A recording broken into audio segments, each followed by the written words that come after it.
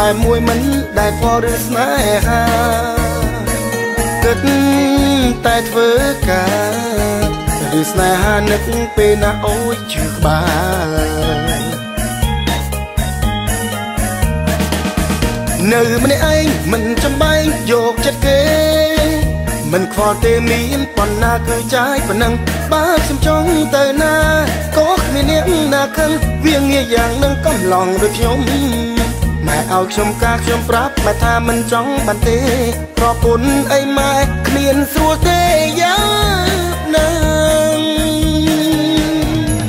កុំលោអត់ព្រួយប្រពន្ធមួយក៏មិនយកខ្លួនទៅក្បែរស៊ូនៅទុំនេជួយធ្វើស្រែជុំនោះម៉ែនឹងពុក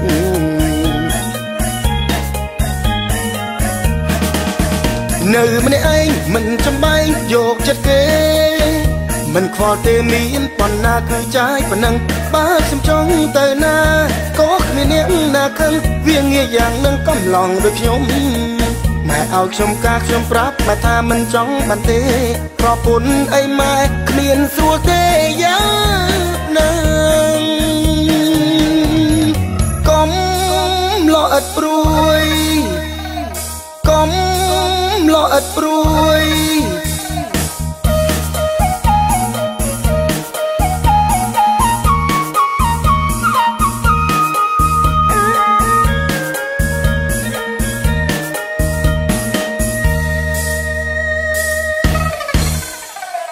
កុំ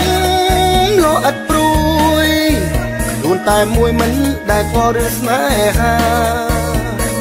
គិតតែធ្វើការ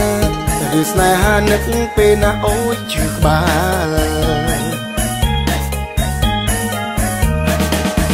នៅម្នាក់ឯងមិនចំបែងយកចិត្តគេមិនខ្វល់ទេមានប៉ុណ្ណាគឺចាយប៉ុណ្ណឹងបើខ្ញុំចង់ទៅណា